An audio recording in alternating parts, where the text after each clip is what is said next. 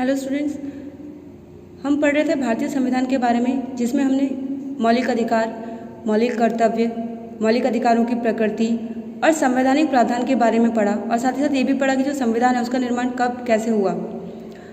आज हम पढ़ेंगे सीमांत वर्गों के कल्याण के लिए सरकार द्वारा किए गए उपाय, यानी कि measure taken by the government for welfare of marginalized communities. पहला पॉइंट है, सन 1955 में अस्पृश्यता उन्मूलन अधिनियम बनाया गया। उसके अनुसार कोई भी व्यक्ति किसी भी रूप में अस्पृश्यता का व्यवहार करने पर कानूनन द्वारा दंडित होगा। तत्पश्चात नागरिक अधिकारों की सुरक्षा अधिनियम 1976 एवं क्रूरता प्रतिबंध अधिनियम 1990 बनाए गए, जिसमें अस्पृश्यता तथा घोर क्रूरता के कर्मों के लिए दंड का प्रावधान किया गया था। ठीक है, गवर्नमेंट ने क्या किया, सरकार ने सबसे पहले 1955 में अस्पृश्यता उन्मूलन अधिनियम बनाया, जिसके अंतर्गत कोई भी व्यक्ति जाति, लिंग, भाषा के आधार पर किसी से किसी भी प्रकार का छुआछूत का व्यवहार नहीं कर सकता था। और उसके बाद सरकार ने 1976 में नागरिक अधिकारों की सुरक्षा अधिनियम बनाया, जिसके अंतर्गत जो नागरिकों के अधिकार थे उनको संरक्षण प्रदान किया गया कि कोई भी किसी भी प्रकार से किसी भी नागरिक के जो अधिकार हैं उनका हनन नहीं कर सकता। और उसके बाद 1990 यानी कि 1990 में क्रूरता प्रतिबंध अधिनियम लगाया गया, जिसमें अस्पृश्यता और घोर क्रूरता के जो कर्म थे उनको पूरी तरीके से प्रतिबंधित कर दिया गया और ये प्रावधान लगाया गया कि जो भी ऐसा करता पाया गया उसे कानून की तरफ से दंडित किया जाएगा। सेकंड पॉइंट है, अनुसूचित जातियों, जनजातियों तथा अन्य पिछड़ी जातियों के प्रतिनिधित्व के लिए पर्याप्त व्यवस्थाएं की गई हैं। जो अनुसूचित जातियां और जनजातियां हैं और अन्य पिछड़ी जातियां जो हैं उनके प्रतिनिधित्व के लिए काफ़ी व्यवस्थाएं की गई, ताकि उनको भी आगे समाज में वही सम्मान मिले जो सामान्य जाति के लोगों को मिला हुआ है। तीसरा है, केंद्रीय तथा राज्य सरकारों की सेवाओं में अनुसूचित जातियों, जनजातियों, अन्य पिछड़ी जातियों के लिए सीटों का आरक्षण किया गया। केंद्रीय और राज्य सरकारों ने क्या किया, अनुसूचित जनजातियों और जातियों और अन्य पिछड़ी जातियों को समाज में सम्मान दिलाने के लिए और सरकारी नौकरियों में बराबर का अधिकार दिलाने के लिए सीटों को आरक्षित कर दिया। ठीक है, जितनी भी जातियां थी उन सब के लिए सीटें जो थी वो आरक्षित कर दी, ताकि वो लोग बिल्कुल बैकवर्ड ना चले जाएं, यानी कि पूरी तरीके से पिछड़ ना जाएं। आरक्षण के अतिरिक्त इन जातियों को अनेक सुविधाएं भी दी गई, रियायतें भी दी गई, जैसे न्यूनतम अर्ह आयु में वृद्धि, योग्यता तथा अनुभव में रियायत आदि भी दी गई। जैसे न्यूनतम आयु यानी कि कभी कभी क्या होता है, कुछ जॉब्स के लिए जब एज निकल जाती है तो उस एज में उनको रिलैक्सेशन दिया जाता है, साल का, 2 साल का, जितना भी गवर्नमेंट चाहे उतना। और उनकी योग्यता और जो अनुभव है, यानी कि जो उनकी क्वालिफिकेशन और एक्सपीरियंस है, उसमें भी थोड़ी रियायत दी गई।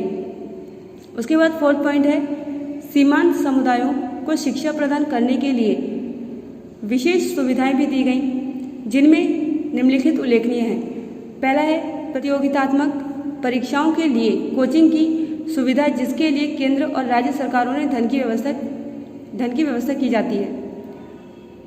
ठीक है, सबसे पहले जो प्रतियोगितात्मक परीक्षाएं होती हैं, यानी कि जो कंपटीशन एग्जाम्स होते हैं, उनके लिए सरकार की तरफ से, चाहे वो केंद्र सरकार हो या राज्य सरकार हो, दोनों की तरफ से उनकी कोचिंग की व्यवस्था की गई। और उसका जितना भी खर्चा होता है वो सब कौन उठाता है, केंद्र और राज्य सरकार। दूसरा पॉइंट है, कक्षा 6ठी से लेकर 10वीं तक राज्य सरकारों द्वारा छात्रवृत्तियाँ, बच्चे ज़्यादा से ज़्यादा पढ़ाई की ओर आकर्षित हों, इसके लिए जो सरकार थी उसने क्या किया, 6ठी से लेकर 10वीं तक के जो छात्र छात्राएं थे, विद्यार्थी जो थे, उनके लिए सरकार के द्वारा छात्रवृत्तियाँ दी गई, ताकि बालक जो हैं वो अपनी पढ़ाई का जो खर्चा है वो थोड़ा वहन कर सके, पूरा भार जो है वो उनके परिवार पर ना आए, जो बहुत ही ज़्यादा पिछड़े हुए हैं। इसके बाद पाठ्य पुस्तकें, पुस्तकीय अनुदान, ऋण इत्यादि, सरकार की तरफ से पाठ्य पुस्तकें मुफ्त दी जाने लगी, पुस्तकीय अनुदान दिया जाने लगा और ऋण जो था वो भी दिया जाने लगा, ताकि छात्रों को पढ़ने में असुविधा ना हो। फोर्थ पॉइंट है, अनुसूचित जातियों, जनजातियों की लड़कियों के लिए हॉस्टल की व्यवस्था की गई, ताकि जो लड़कियां घरों से बहुत दूर रहते हैं, जिनके यहाँ पर डेली आने की व्यवस्था नहीं है, कोई साधन नहीं है, ऐसी लड़कियों के लिए सरकार के द्वारा हॉस्टल की व्यवस्था की गई ताकि वो वहीं पर रह करके पढ़ाई पूरी कर सके। 5th पॉइंट है जनजातीय क्षेत्रों में व्यावसायिक प्रशिक्षण। जो जनजातीय क्षेत्र हैं, जो बहुत ही ज़्यादा पिछड़े हुए लोग थे, उनको विकसित करने के लिए, उनको डेवलप करने के लिए सरकार ने व्यावसायिक प्रशिक्षण की व्यवस्था की। यानी कि जिसको जिस व्यवसाय में रुचि हो उसके अनुसार वो उस व्यवसाय में प्रशिक्षण प्राप्त कर सके और उसके अनुसार अपना व्यवसाय स्वयं चला सके। विभिन्न राज्यों और केंद्र शासित क्षेत्रों में अनुसूचित जातियों जनजातियों के हितों की सुरक्षा तथा वृद्धि के लिए पृथक कल्याण विभागों की स्थापना की गई। जो अनुसूचित जातियां जनजातियां हैं और अन्य पिछड़ा वर्ग जो हैं, उनके हितों की सुरक्षा के लिए सरकार ने क्या किया, अलग से कल्याण विभागों की स्थापना की, जो मुख्य रूप से इन्हीं लोगों के हितों की सुरक्षा, हितों के लिए कार्य करती थी। इसी के साथ हमारा चैप्टर जो है वो फिनिश हो चुका है। अब हम इसकी जो एक्सरसाइज है, अभ्यास जो है, उसको डिस्कस करेंगे। सबसे पहले है सही कथनों के सामने सही का चिन्ह लगाएं, यानी कि tick the correct option. First one is संविधान कानूनों तथा नियमों का एक क्या है, दस्तावेज, अखबार, पत्रिका या कागज का टुकड़ा। संविधान कानूनों और नियमों का क्या है, एक दस्तावेज है। क्या है, दस्तावेज। तो इसमें क्या आएगा, दस्तावेज। सेकंड है किसी भी देश का संविधान उसके देश का आधार होता है। ठीक है, किसी भी देश का जो संविधान होता है वो उसके देश का आधार होता है। तो इसमें क्या आएगा, अर्थव्यवस्था, शक्ति, कानून या इनमें से कोई नहीं। इसमें क्या आएगा, शक्ति। ठीक है, किसी भी देश का संविधान उसके शक्ति का आधार होता है। सभी लोकतांत्रिक देशों के पास है, सभी लोकतांत्रिक देशों के पास है संविधान, सेना, राजा या इनमें से कोई नहीं। तो इसमें क्या आएगा, संविधान। ठीक है, जितने भी लोकतांत्रिक देश होते हैं उन सभी के पास क्या होता है, उन देशों का अपना संविधान होता है, जिसके आधार पर पूरा देश चलता है। फोर्थ है संविधान समिति की पहली बैठक हुई थी। संविधान समिति की पहली बैठक कब हुई थी, दिसंबर 1946, नवंबर 1947, अप्रैल 1952 या इनमें से कोई नहीं। तो संविधान समिति की पहली बैठक कब हुई थी, दिसंबर 1946 को।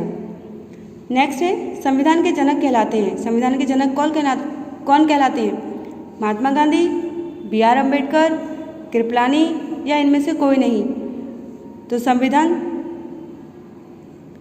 का निर्माण या संविधान के जनक जो है उनको वो कौन कहलाते हैं, डॉक्टर BR अम्बेडकर, यानी कि डॉक्टर भीमराव अम्बेडकर। उसके बाद है कौन से संशोधन के अनुसार संविधान की प्रस्तावना में परिवर्तन किए गए। ऑप्शंस हैं 40वें, 42वें, 44वें या इनमें से कोई नहीं। 42वें संविधान संशोधन के तहत संविधान की प्रस्तावना जो थी उसमें परिवर्तन किए गए थे। 42वें संविधान संशोधन 1976 में जो हुआ था। उसके बाद है खाली स्थान, रिक्त स्थानों की पूर्ति कीजिए। फर्स्ट है संविधान के डैश संशोधन के द्वारा संविधान में कुछ परिवर्तन किए गए हैं। संविधान के 42वें संशोधन के द्वारा संविधान में कुछ परिवर्तन किए गए हैं। तो इसमें क्या आ जाएगा, 42। सेकंड है डैश की दृष्टि में सभी नागरिक समान हैं। इसमें आएगा कानून। कानून की दृष्टि में सभी नागरिक जो है वो क्या है, समान है, चाहे वो किसी भी धर्म के हों, किसी भी जाति के हों। तीसरा है भारत का संविधान एक कानूनी डैश है। भारत का जो संविधान है वो क्या है, वो एक कानूनी दस्तावेज है।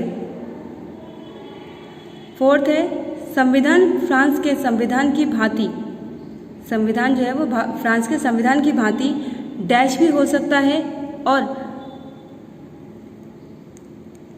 ब्रिटेन के संविधान की भांति डैश भी हो सकता है।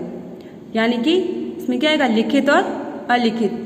संविधान जो है वो फ्रांस के संविधान की तरह लिखित भी हो सकता है और ब्रिटेन के संविधान की तरह अलिखित भी हो सकता है। पांचवा है भारतीय संविधान डैश समानताओं की गारंटी देता है। भारतीय संविधान जो है वो डैश समानताओं की गारंटी देता है। ये भारतीय संविधान जो है वो 3 प्रकार की समानताओं की गारंटी देता है। कौन कौन सी, वैधानिक, नागरिक और सामाजिक। ठीक है, वैधानिक, नागरिक और सामाजिक, ये तीनों प्रकार की गारंटी जो है वो हमारा संविधान देता है। नेक्स्ट है मिलान कीजिए। मिलान जो है वो आप खुद करेंगे या आप अपने आप मिलान करेंगे। नेक्स्ट है निम्नलिखित प्रश्नों के उत्तर संक्षेप में दीजिए। संविधान का क्या अर्थ है? प्रस्तावना का क्या अभिप्राय है? गणतंत्र से क्या अभिप्राय है? मौलिक अधिकारों से क्या तात्पर्य है? संविधान द्वारा प्रदत्त नागरिकों को 6 प्रकार की स्वतंत्रताओं का उल्लेख कीजिए। एक नागरिक के किन्हीं 5 मौलिक कर्तव्यों का उल्लेख कीजिए। 10 मौलिक कर्तव्य होंगे, उनमें से आपको कोई 5 मौलिक कर्तव्य लिखने हैं। ये संक्षेप वाले जो उत्तर हैं वो आप खुद करेंगे या आपको सभी पढ़ाए हुए हैं। नेक्स्ट है निम्नलिखित प्रश्नों के उत्तर विस्तार पूर्वक दीजिए। विस्तार पूर्वक प्रश्नों में 6 प्रश्न दे रखे हैं। 6 में से आपको केवल 4 करने हैं, पहला, तीसरा, चौथा और छठा। बाकी ये 2 काटे हैं वो आपको नहीं करने हैं। फर्स्ट में है लोकतंत्र में संविधान की क्या भूमिका है। इसमें आपको लोकतंत्र में जो संविधान होता है उसकी इम्पोर्टेंस क्या, उसकी भूमिका क्या है वो आपको बतानी है। आंसर जो है वो आप अपनी भाषा में लिख सकते हैं। तीसरा है धर्मनिरपेक्षता का क्या अर्थ है। धर्मनिरपेक्षता का अर्थ होता है कि जहाँ सभी धर्म, चाहे वो किसी भी धर्म का व्यक्ति हो, वहाँ सभी धर्मों को समान समझा जाता है। धर्म के आधार पर किसी भी प्रकार का कोई भेदभाव नहीं किया जाता, वह धर्मनिरपेक्षता कहलाता है।